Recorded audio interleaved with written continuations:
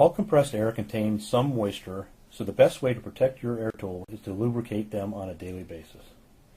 We recommend using air-to-oil that contains a rust inhibitor, or you can use a 10-weight oil.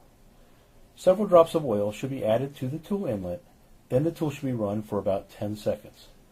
To see if you have properly lubricated your tool, you can hold a sheet of paper near the tool exhaust, and when a light stain of oil appears, you know the tool has been properly lubricated.